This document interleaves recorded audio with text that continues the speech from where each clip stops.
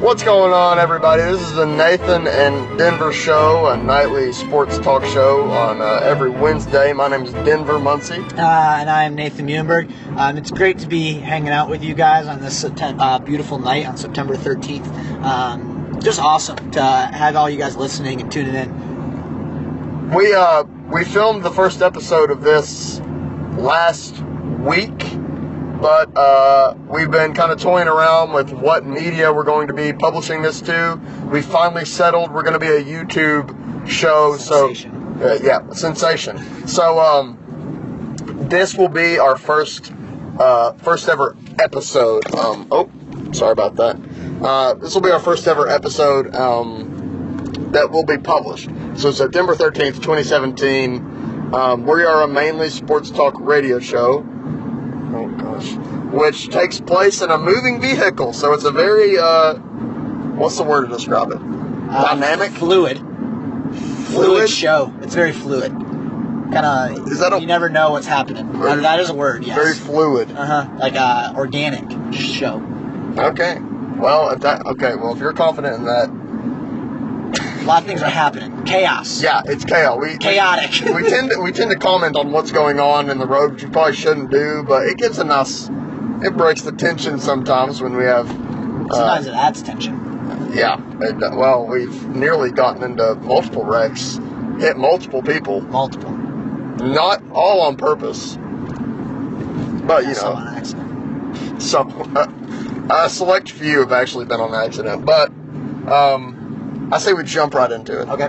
We're going to talk about one of the biggest letdowns in fantasy that I think everyone's talking about. David Johnson, 2 to 3 months out with a wrist.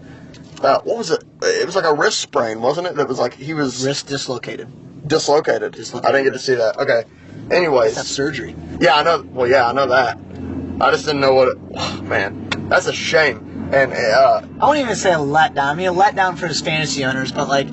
It's an extreme. Our thoughts and prayers are out with it for David Johnson for this to heal. And he did well. And part of me, I follow him on Instagram and stuff, so I kind of like know what's up. But we're not best friends. I'm just saying, he just had his like first kid or something. So like at least now we'll be able to spend time with his kid. Mm-hmm. And LaDainian Tomlinson just said something today. Talking about how, like, he said that he feels really sorry for David Johnson and that this guy was about to take off. And I agree with that. I feel like I'm a Cardinals fan, so, like, I already kind of feel the pain on that one. But, like, everybody feels the pain on this because he was going to be the number one running back in the league. Well, I would say he was going to. And he just came off of a knee injury or a leg injury of some sort. Forget what it was. But, it's a shame around the NFL. In week 1, it was our worst nightmare. And now the Cardinals are low on the rankings this week. And do I expect us to get back up there? No, I don't. Not without David Johnson. Larry Fitzgerald is old, and Carson Palmer might as well be a sack of potatoes that we bust with a sledgehammer before we throw it out on the field to throw some footballs, because he is evil. He is Satan. Oh, God. Well, now we can't put this on YouTube anymore. Oh, no, you should hear this stuff on YouTube. It gets a lot worse than this. All right, so, yeah, I would say that's a letdown. For this fantasy owners, again, I'd say our thoughts and prayers are out with David Johnson. And the fantasy owners. He'll fast. But let's say a couple of high points from this week. I think one of the high points would be rookie running backs. Oh, I wanted to talk about this. You want to give our top 3? Because I got an idea for this. No, I don't want to give our top 3 because I don't think you could name 3 rookie running backs. It's easy. Tell me. Not any specific order, but Alvin Kamara, Christian McCaffrey, and Leonard Fournette. Yep. Those are 3. You're missing one huge one that I think would be, or 2 actually, unbelievably big rookie running backs that you're missing. Shout them out.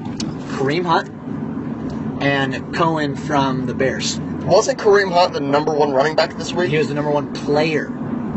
Oh, really? Yes. So, interesting stat. The Chiefs had a number 1 quarterback, a number 1 running back, and a number 1 wide receiver in fantasy this week. All against the Patriots. Yes. I knew you wanted to say that. One of the best defenses well, maybe. in the league. They had Ninkovich retired. And I think we don't understand how big of a role he played. I think his motor, and when I just mean motor, I just mean his endless pursuit of the play. They're missing that. They're missing that that type of a player on their defense. But the chess pieces are still there. They just don't have as smart of a guy moving them. They have their defensive coordinator still. He's still there. I'm just saying, I feel like there's still a top defense, whether or not. But, yeah, and at the end of the day, the Patriots have lost in the last, since the Brady era started. They've lost 3 times their opening game. And they've won the Super Bowl every time. The Super Bowl. Yep. So let's not overreact. Better start. All right, all the other 31 NFL teams, let's start reading the writing on the wall. We need to do something about this now. Yep. We cannot let the Patriots have back-to-back wins. Yep. You really want to hear this happen again? You want to hear your Patriots fans all summer long. Bill Belichick, he will have the ship. He will right the ship. That's for sure. And to all the Falcons fans who say that the Falcons are going to go back and have a repeat Super Bowl, I regret to inform you that is not going to happen this year. You have no idea. I would bet money on it. I will bet money that Matt Ryan and his Atlanta Falcons don't make the Super Bowl. I say the Steelers and the New York Giants have a bigger chance. All right, so, anyway, so I think rookie running backs is a big storyline for fantasy, and that this is just turning of age, just people are coming out of college more NFL ready than ever before. And I love it. Yep. I love seeing all the rookies come in. Yep. And Deshaun Watson named the Texans number 1 quarterback. It only took him a week for Tom Savage to screw everything up. As if the Texans really, if Deshaun Watson really could improve the Texans' offense that much. It's a sad day for the Texans. It's been sad days for the Texans for a long time now, but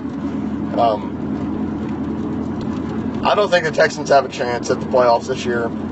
Some people have faith in them, but there are multiple teams that I feel like people have too much faith in. I had too much faith in the Cardinals going into the season, and for some reason, every person that I've drafted number 1 since I started playing fantasy has gotten hurt. Last year it was Rob Gronkowski. This year it's David Johnson. I had number 1 picks in both drafts, and both of them get hurt. All right, so the next thing I'm going to say is, what do you think? Let's have a little reaction to. We all saw the game, Oklahoma beating Ohio State. What do you think of Baker Mayfield planting the Oklahoma flag in Ohio Stadiums, right in the middle? I think that was kind of like, if there was a better way to middle finger the other team after you beat them, like, please someone tell me now, because that was not cool, man. Save it for the locker room, honestly. Like, I have very little respect for people who do that. Like, beating the other team is one thing, but gloating about it and planting your team's flag in the middle of their field, that's a different story. Like, go ahead and, like, sure, bragging rights. I can't say much. I'm a Tennessee fan. We are one of the most toxic fan bases in the entire college. I would say one of the most toxic college teams in the entire nation, next to Alabama, Georgia, Florida,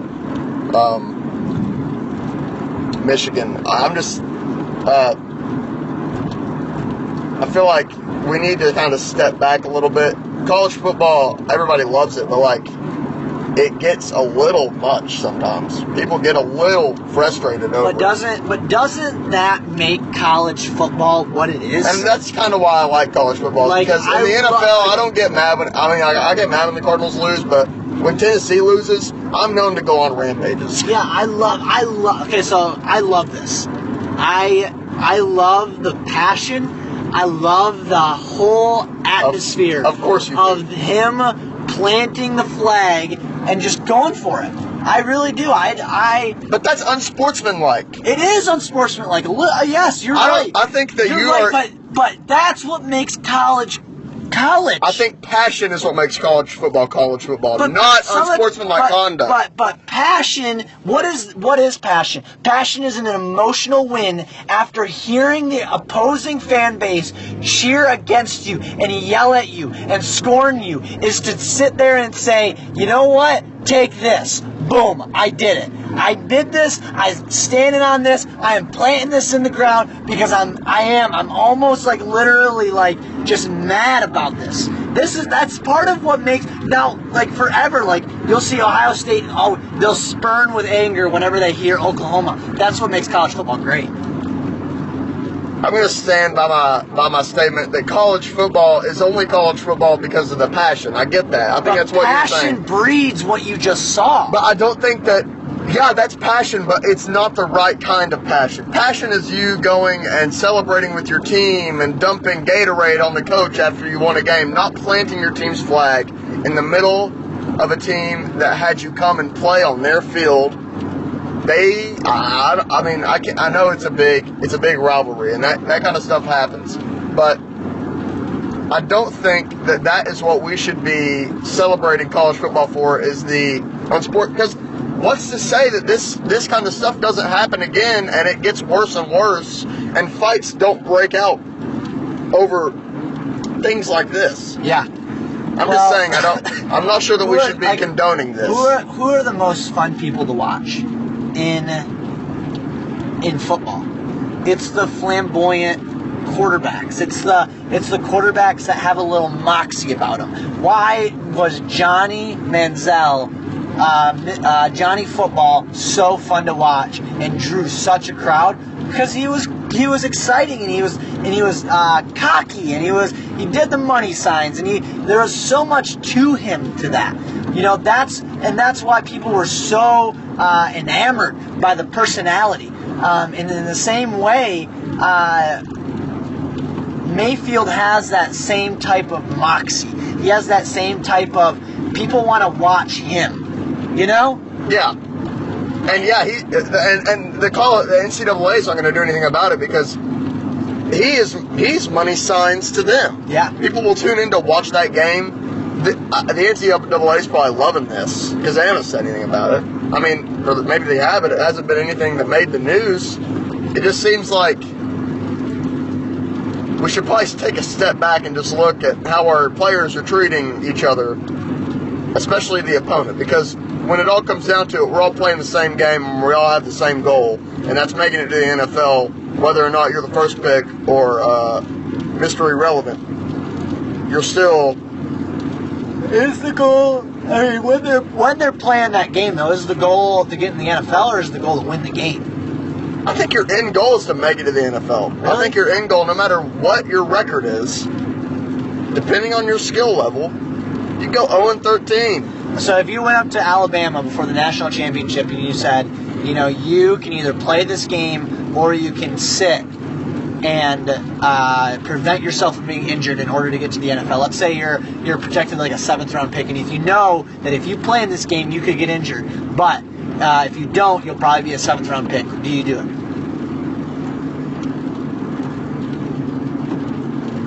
So you're saying... So I'm saying, as a player, you like the NFL's got back into you, and you've seen the projections, and they say you're probably a 7th round pick. You might not get drafted, and if you're playing in let's say you're an offensive lineman and you're playing in the national championship, okay, and you have the opportunity to say, no, I'm not going to play. I'm going to sit because I would rather get drafted. So in your situation, you would rather say, I am going to sit rather than play because I want to preserve my draft stock. That's more important than the end goal of actually winning a national championship. But I don't think for your school. So when you put it like that, when it comes down to a national championship, I think that's a different ballgame. Not every college, only 2 colleges get to experience that. But when it comes down to game 8, and you've played your heart out up to this point, but you're 0-8, and you know you're good, I don't think that record is what defines you. It's those stats, and it's how you hold yourself. It's whether or not you planted that flag in the middle of the field after you beat that team and disrespected that entire fan base. Because that kind of stuff doesn't fly in the NFL. You don't do that in the NFL. Yes, no. I mean, there's lots more celebration. Relaxed celebration is what Roger Goodell just passed. And that is, I think that Roger Goodell's on the way to making himself kind of a more respected commissioner, whether or not that's even possible. But I do like that rule, but I don't think that whenever he says relaxed, that is what relaxed looks like. I think that is over the top. Way over the top. But, back to what we were talking about, I think that when it comes down to whether or not record has to do with your draft stock, I think it has nothing to do with it. As long as you're playing at the level that all the other players are playing at that are going to go round 1, round 2, I think you're set no matter 0-13 or 13-0 national championship winner. I don't think it matters. Mm-hmm. Yes. I disagree. That's normal on this show. Oh, yeah.